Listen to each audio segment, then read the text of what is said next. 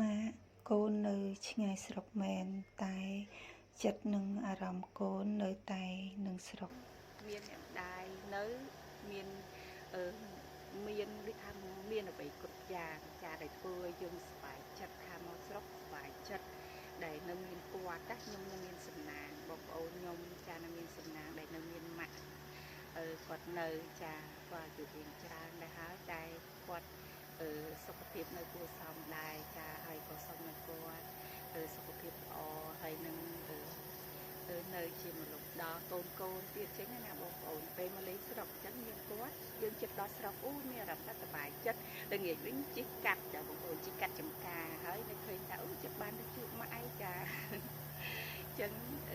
មានអ្នកម្ដាយនៅគឺមានដូចយើងមានអ្វីគ្រប់យ៉ាងណាចា